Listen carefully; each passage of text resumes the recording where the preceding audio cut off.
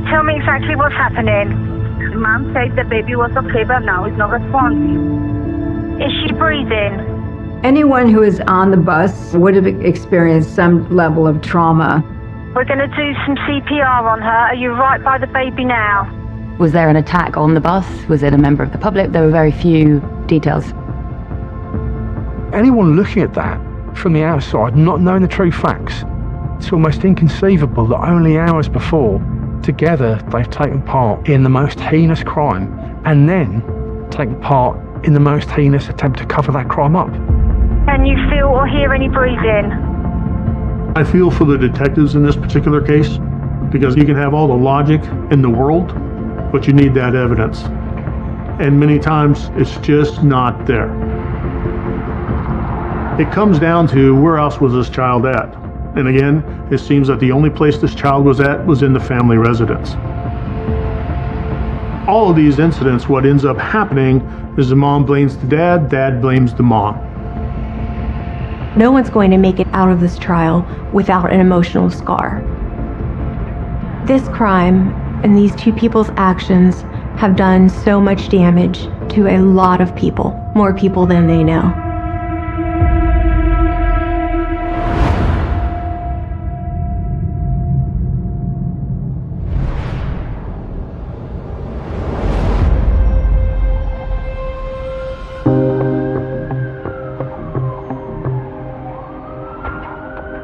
London's a very sprawling metropolis. We've got a very diverse community and we've got certainly a very diverse range of crimes.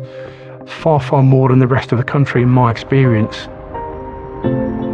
Violent crime sadly is more prevalent in London.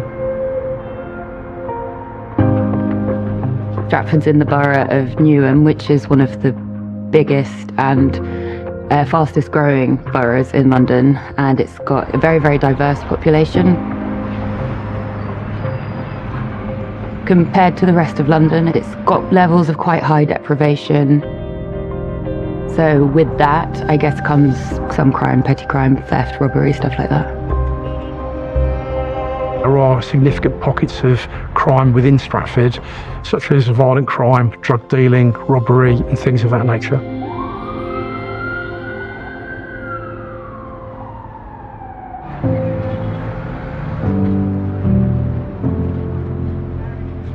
Rosalind Baker was known to social services for many years. She kind of presented first, I think, because she was homeless, like living in between families and friends, but also known to have a chaotic background. She lived very much kind of on the fringe in that she didn't engage in any kind of regular work, education, that type of thing. She was an addict, and she was with Jeffrey Wiltshire, who was 23 years her senior. He had been a rapper. He'd fathered many children, 23 children from 18 women. And he was also an addict. He took heroin and cocaine daily. Rosalind Baker was 25 and Jeffrey Wiltshire was 52. Because of the age gap, there must have been some kind of power imbalance between the two of them.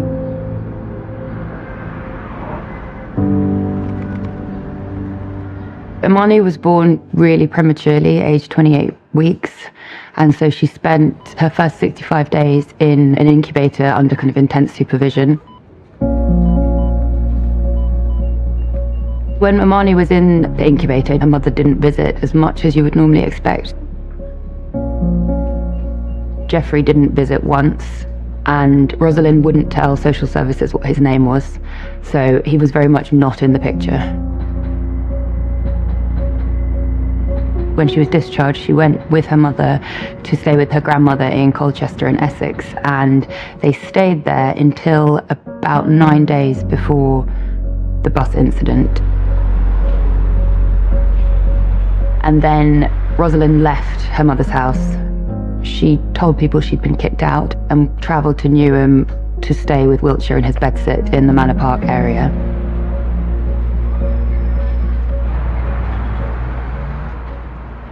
When Rosalind and Imani came to live with Wiltshire, neighbours didn't really see much of them. They maybe saw them coming and going once or twice, but it was very much they were in the flat, and it was a very secret, private existence.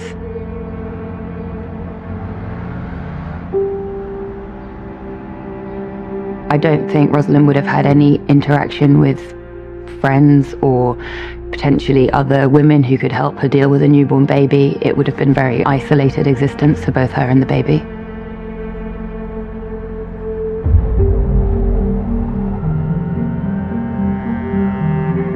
On the day that Rosalind took Imani on the 25 bus, she was seen with Wiltshire. They went into a newsagent's, and then she boarded the bus. She had Imani in a newborn sling on her chest and she was pushing a pram. Wiltshire gave her a kiss goodbye, and then as she got on the bus, he gave her a thumbs up.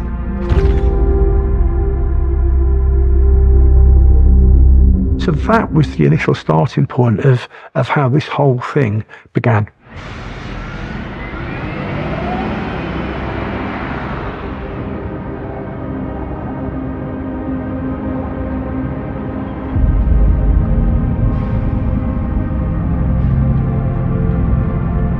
Rosalind sat there for about 20 minutes, texting quite a lot on her phone, and then she suddenly raised the alarm, telling other passengers that there was something wrong with her baby and that she wasn't moving.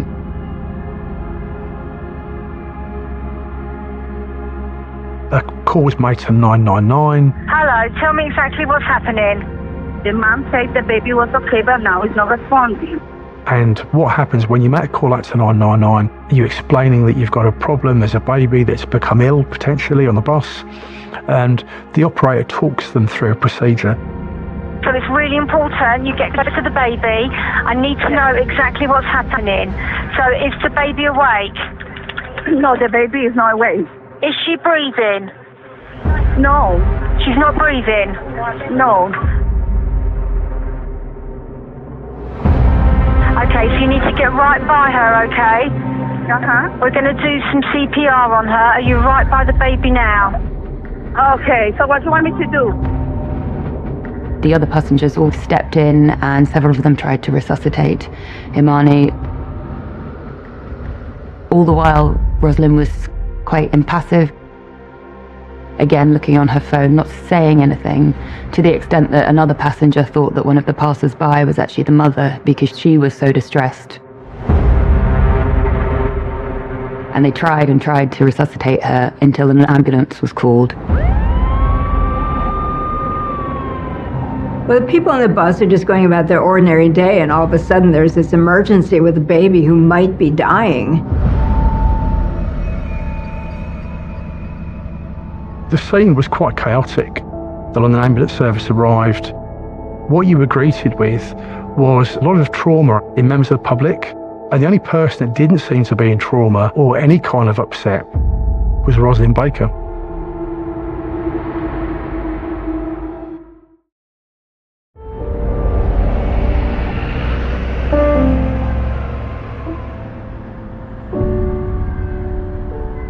Is the baby awake? No, the baby is not awake. Is she breathing? No. Rosalind obviously would have, at the very least, known she had a sick child. She should have been frantic when she's realizing this child is not responding and seems to be in distress.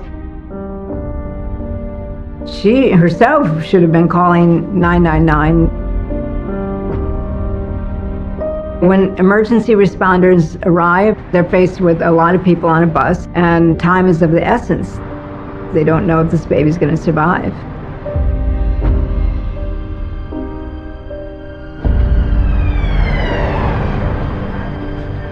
First responders would attend the scene, and it was at that point when a medical attention was brought that obviously the temperature of the baby was the first indicator that that baby had not just died. An ambulance was called and they reported that the baby was cold, and they tried and tried to resuscitate her.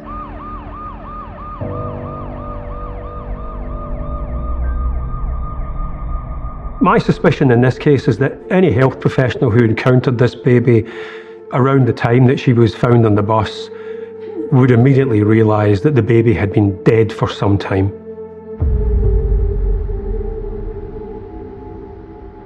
You always start from the first shred of information and evidence that you have.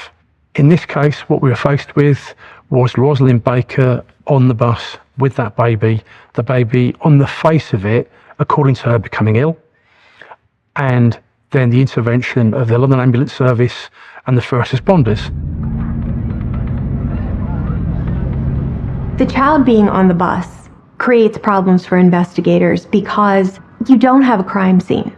In this case, different people were trying to render aid to the child, trying to help her.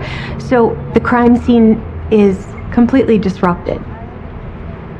And also, it's questionable whether the life-saving attempts caused some of the injuries or whether the injuries were there already.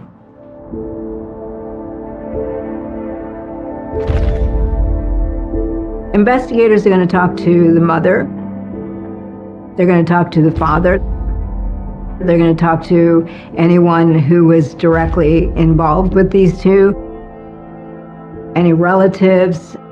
Her mother was involved. Nurses for the child, doctors for the child. They're going to want to know everything they can about this child, and have there been earlier reports of this child being abused in any way.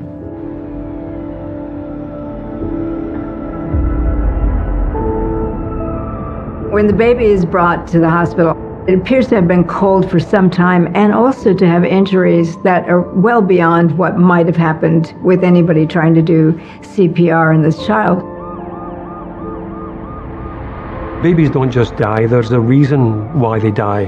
And a post-mortem examination is a quest to establish what that reason is. And the sort of things you can find are injuries or pathology that's in the body, organs that aren't working properly, bleeding, and so on and so forth. What the post-mortem in this case encountered was a whole series of serious injuries.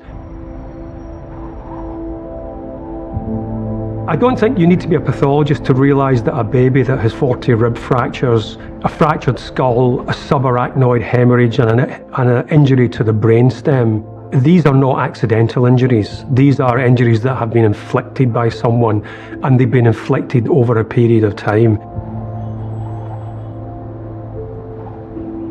It's almost hard to imagine anybody would inflict these kind of injuries against a 16-week-old baby. And the injuries that we found that had been inflicted was 40 fractured ribs that had been caused through gripping that baby.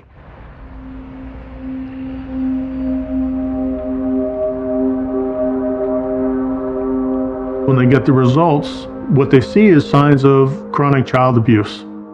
This is not something that happened just last night, because there are indications of injuries that have healed or in the process of healing, which means they took place a significant time before the child's death.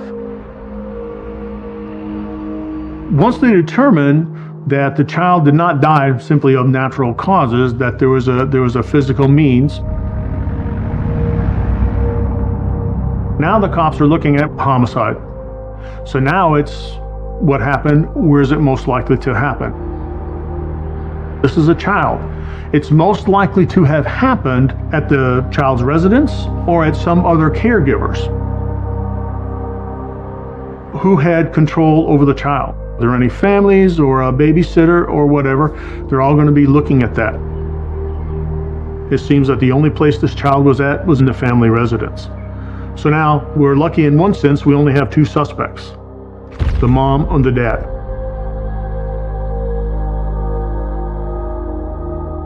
If Rosalind doesn't look as if she's really deeply affected by this baby's death, and there are other injuries on this child that can't be explained by whatever happened on the bus, that would raise certainly questions that maybe something has happened. She's already begun to distance herself from the child because she knew the child had died before she even got on the bus, or was at least about to die. And so something happened, and she knows what it is.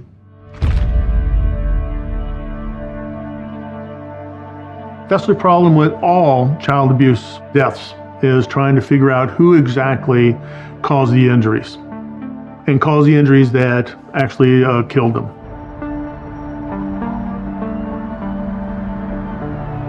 I feel for the detectives in this particular case, because you can have all the logic in the world, but you need that evidence to prove who exactly did it.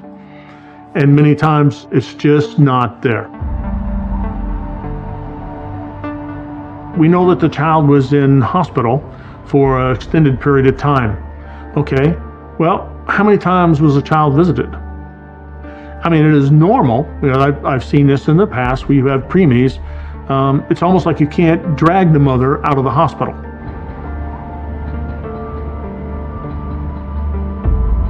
Poor Imani, who was only 16 weeks old at the time of her death, had been for the first 64 days of her life, so effectively half her life, had been hospitalised in a high dependency unit since birth, and the reason for that is that she'd been born prematurely. However, when we looked into the history of the parents, we'd found that Rosalind Baker had only visited 16 days out of that 64. So imagine that if that's your newborn baby, knowing that baby's very ill, very weak, may not survive, and you only visit her 16 days out of 64, that was a level of concern. And the next level of concern was that there was a reluctance to name the father, who was Jeffrey Wilshire. Wilshire, by the way, had never visited Imani in hospital for all her 64 days. So here, from the very, very inception of this inquiry, we could already identify that both parents seemed very, very distant from that child and her welfare.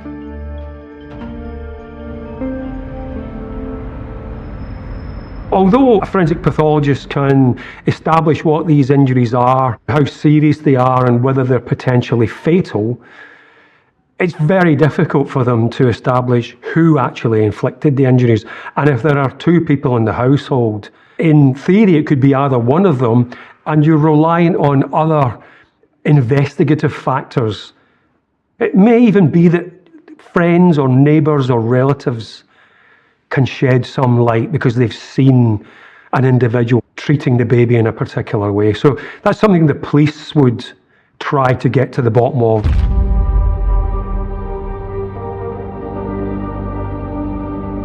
They were suspects simply because the circumstances of Imani's death and the initial account given by Baker just didn't tally. There was no way that she could have dressed that baby, put that baby on a harness and not know that she was dead. And obviously we later found out with the injuries that were very, very severe. And then we needed to identify who had access to Imani within the time frame of her death to definitively rule out anybody else. And Jeffrey Wilshire was arrested. Well, the approach was obviously to get a first account from them. And in the case of both of them, they were very cold, very emotionless. Bearing in mind, you put that into context, you've just lost your 16-week-old baby. You say, in terrible circumstances that were nothing to do with you, you're suggesting that baby's become ill. That is your defence at that time. In Baker's case, she gave a prepared statement simply saying that Imani had an accident a little while before, had fallen over, but had not sustained any serious injuries. And when we arrested Jeffrey Wilshire, he claimed to not even be Imani's father. And later he retracted that statement and actually claimed that the reason he told us that was because he was concerned that he had mental health problems and drug abuse issues that would be a concern to the authorities. Once they determined that the time of death was at least 1 day prior to the discovery, to me, and then I go back and say, well, what was the mother's behavior? What did she do? Well, she hit all the CCTV points, going in and going out. She's establishing an alibi. Because what they have to do, she has to cover what exactly happened and how normal this trip on the bus was going to be. How normal?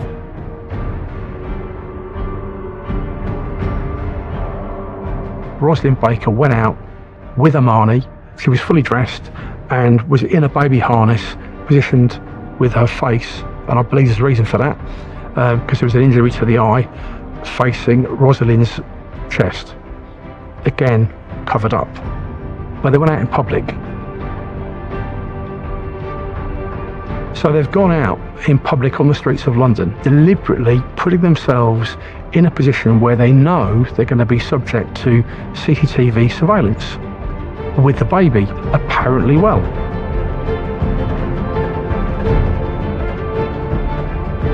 Then, getting on the bus, London buses are very, very well catered for in terms of closed-circuit television, and once again, it's very high quality. So in this particular case, what Baker and Wiltshire did, they walked together, almost projecting the persona they were a happy family with young innocent children. And when you look at it, if you didn't know what had really happened, you'd think this is quite a loving family. I say that because Wiltshire gives Rosalind a kiss.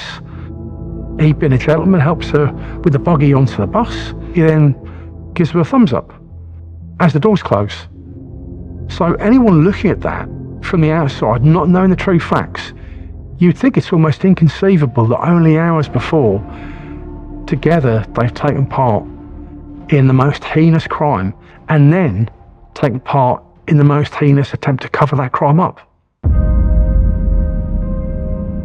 They see her walking with her partner, the father of the baby, and at that point the baby is very likely dead, and they know they're carrying around a dead child.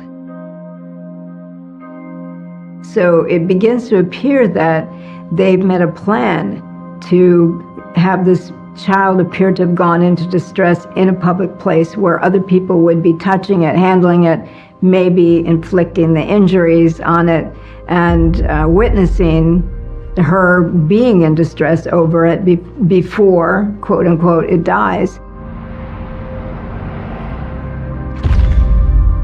They're in this together. They both know that this child is dead and they have to do something about it because people are aware that they have this child. So they were planning how they were going to make this look. I think it was very well thought out. They wanted to have the child out of the house, so there's no reason for the police to come back to the house to search it and see if there's anything there. When I studied that CCTV on the bus, Baker's actively looking at different members of the public getting on that bus. And now what you know is going through her mind for that 28 minutes was, who am I going to pick? What person is going to become the third part of this conspiracy to stage this cover-up?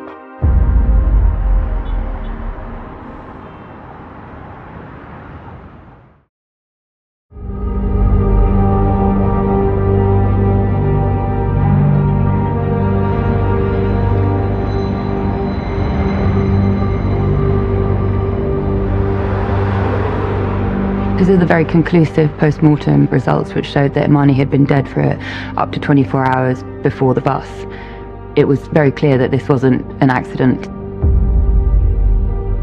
So the police knew early on that this was a serious crime. What we managed to determine was that Rosalind Baker moved from her mother's house in Colchester in Essex into the Stratford area, where Wiltshire had a small flat. And they were there for the week leading up to the death of Imani.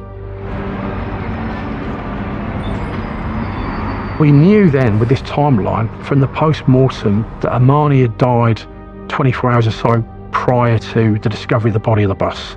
So we knew that she'd been there for the week. So what was very, very important to determine was all that catalogue of injuries. Could we determine when they had occurred?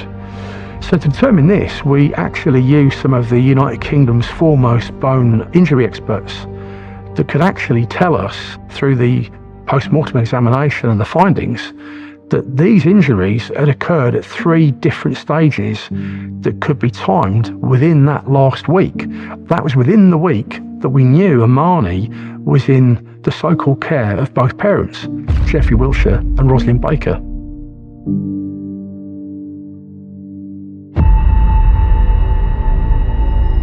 They charged Rosalind and Jeffrey very early on.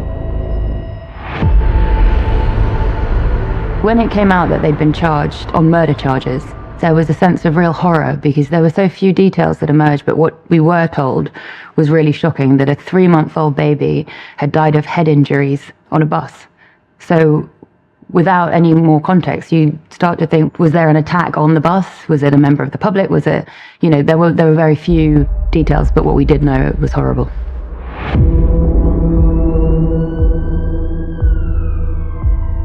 I can tell you as a detective, and I've investigated child deaths before, these are some of the most difficult cases to work, particularly if you have kids of your own at the house. Because this is an absolutely innocent person who cannot possibly defend themselves. So you really have to take a deep breath, because you can't allow all these emotions that you're feeling to interfere with your investigation. Whenever you investigate the murder of a child, and I've investigated several, it's a very different kind of case to investigating the murder of an adult in quite a number of ways. Firstly, on a personal level, we're all humans, we all have emotions, and so did my team. It's quite a harrowing thing to investigate when you're uncovering detail of most unimaginable cruelty and unspeakable acts that you don't think any human being could ever perpetrate, but these two did. So there's that element, but you put aside any personal feelings and then you look at how you'd investigate it. Well, in a homicide of an adult, they've got a background, and normally you're looking for the motive as to why that murder's taken place. In a case of a 16-week-old baby, that baby has had very little life, and half the life that she had was obviously in a high dependency unit in hospital. So there's no background in terms of that baby and any contact with anybody else.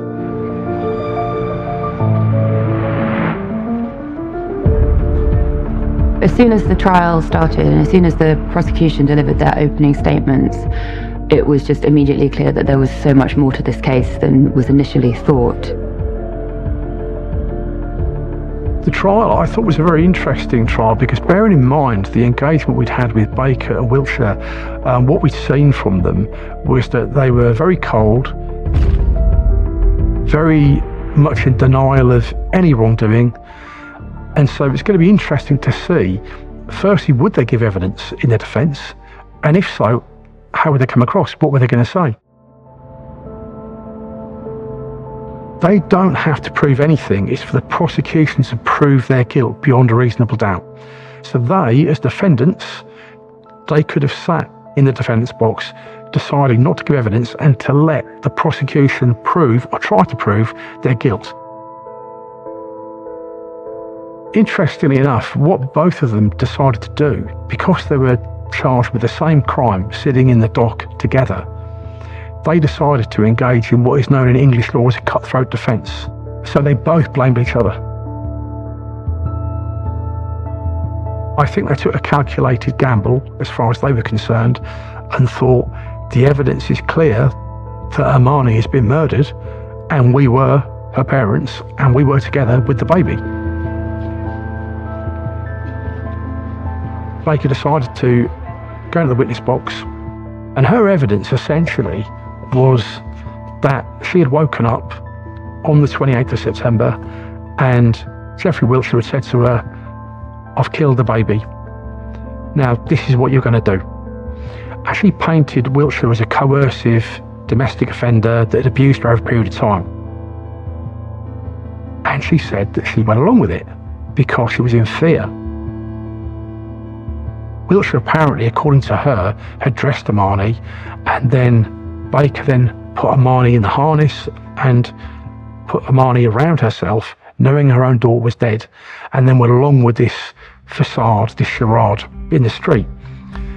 But here's the thing, if that were actually true, and it was imminent fear of danger or harm to herself that she really feared, the moment that she got on that bus, knowing that she could give evidence against Wiltshire and involve the police, why didn't she do that?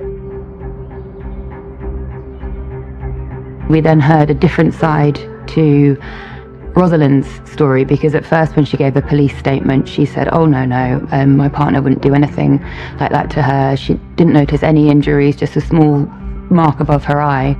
And then we start to hear of details that Wiltshire was abusive and controlling or taking drugs every day. So it's a much bigger kind of picture of neglect and depravity. The interesting part for me, again with this, was her demeanour this time around, where she'd been cold before, and even on the bus CCTV you could see that she had no concern at any point. And now she's presenting herself as this terrified victim that's been coerced, that was totally innocent, that had no choice. All of a sudden, Baker became confrontational, became a different person. And so really, once her bogus account was properly probed in the witness box, it fell apart, as did Baker. And her real character came out. And that was seen by all, including the jury.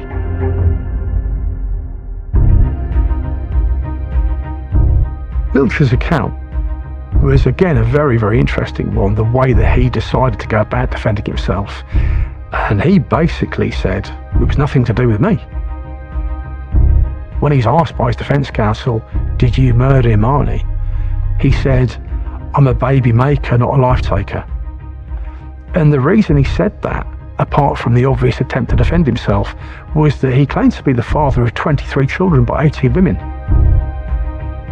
So he was basically just refusing any part, any knowledge in it, so it has nothing to do with me. Looking at the two defendants themselves, there was lots of lying, lots of going back on original statements, lots of trying to put the blame on somebody else. I feel that Rosalind's statements were the ones that was kind of, she was tripping herself up the most. And it was clear that they weren't in this together anymore. They definitely, diverged and were trying to blame each other.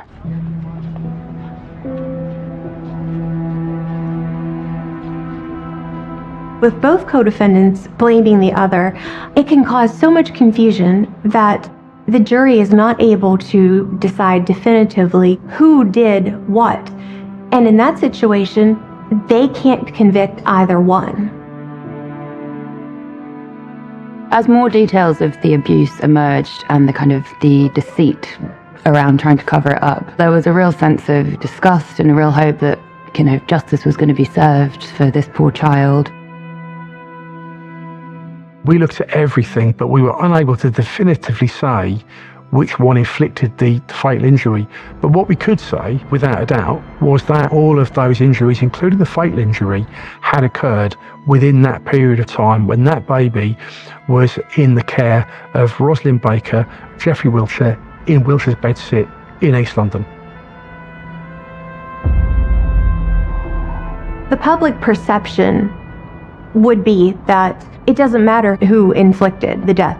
Both of these people are responsible, and it's murder.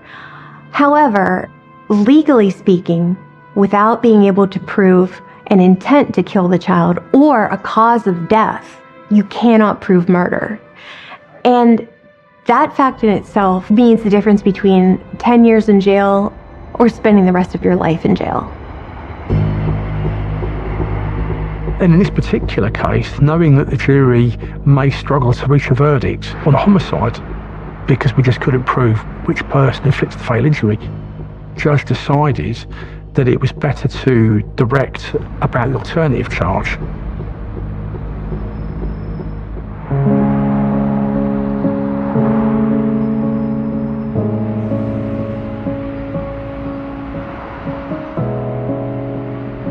Some of the other passengers on the bus actually gave really, really compelling evidence at the trial, and they spoke of how they were trying really hard to revive this little body, this little girl, thinking that there might be a chance that they could save her life.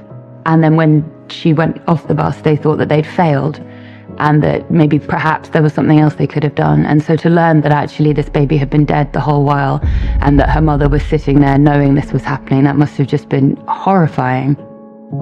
Some of them said that they actually had kind of effects of trauma, were unable to sleep, had to take medication because of it. It must have just been so distressing for everybody on that bus.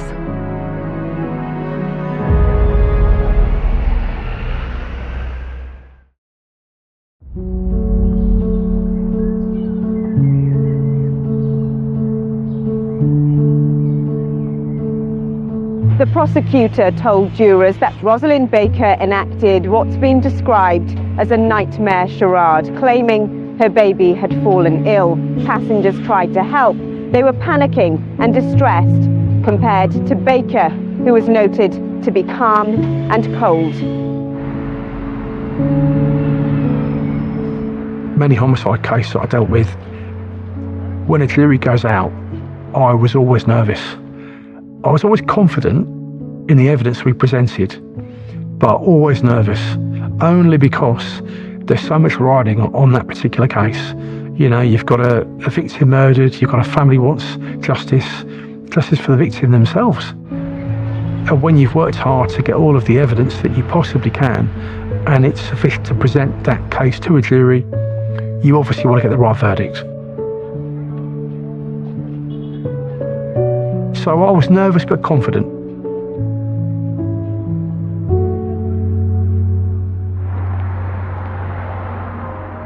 Very tense moments when a jury returned. And on this occasion we got back to be told it was a verdict.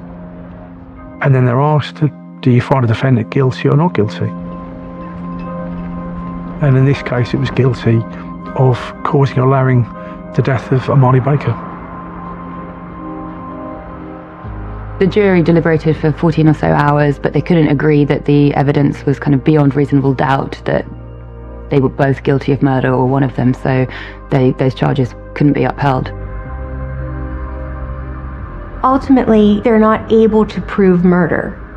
And that has to be incredibly frustrating because they had committed such a heinous crime, multiple times, inflicted terrible abuse on this child, yet because they're not able to prove murder, it doesn't seem like justice was served. Because it was difficult to pinpoint who actually had delivered the fatal blow, they ended up with lesser charges and a lesser sentence of 11 years, which was reduced to 10. And that's not an adequate sentence for what happened to this child. Their hands were tied.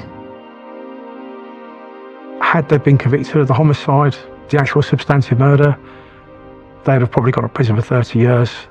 The sentence they got was 11, later reduced to 10 on appeal. On the one hand, justice has been done, that it's been proven Imani was unlawfully killed at the hands of her parents, but it was just a shame we couldn't have proved which one had administered that fatal injury. When we got the sentencing, I definitely felt that this was a miscarriage of justice, and it did not properly represent the horror that this poor innocent child had to endure. They got 11 years. I think the sentence was then reduced by a year. And I don't think that is an adequate punishment. This had to be a very difficult case for not just the investigators, but also for the jury. Because this is an emotional case. No one's going to make it out of this trial without an emotional scar. Because this is a baby, 16 weeks old, vulnerable, small, completely helpless against the hands of her parents.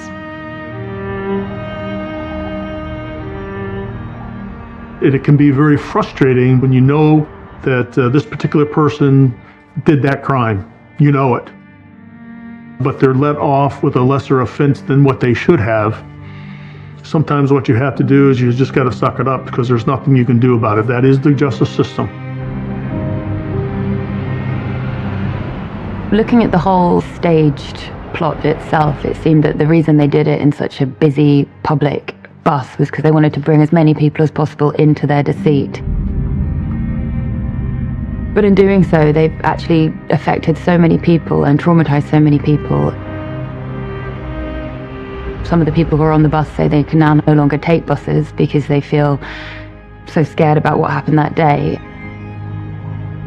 And also, this was an incident where people of the community really did step in to help, and it was all in vain, and there's a sense that they might not do that again because they don't want to be used in someone else's horrible plot.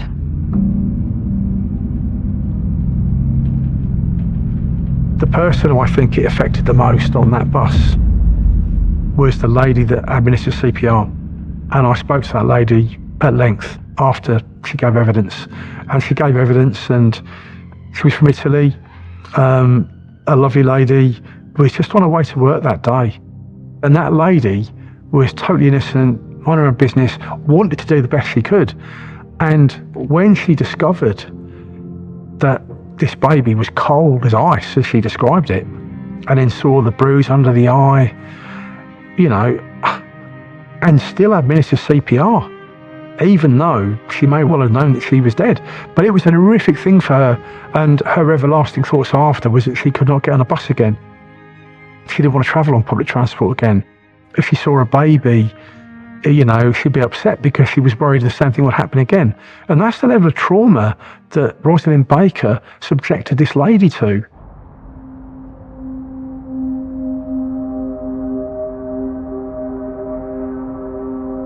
Despite the fact that they thought this was a means by which they could cover up the crime, they had no understanding of how the pathology examination would work, and the fact that it would reveal overwhelming evidence that this child had died due to abuse. This case stands out to me for a number of reasons. Firstly, the callous nature and the cruelty that somebody can hurt a child, but let alone hurt a child, murder a child, let alone a 16-week-old child. We can identify the warning signs, and the warning signs were there in this case, but unfortunately many of these systems are overloaded and they can't follow up on every single difficult case, so lots of cases, you know, just don't get the attention that they need. And I think had there been enough resources, this baby probably would have been saved.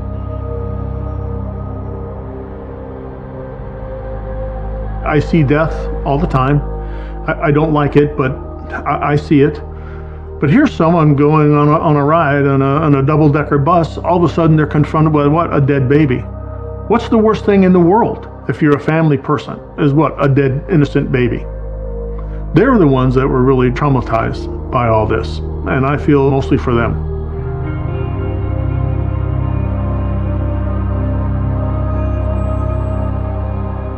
Looking back at this case, there's so many parts of it that kind of ignites different emotions, anger, frustration, but the overwhelming sense of this just pure sadness and pain you feel for this little girl.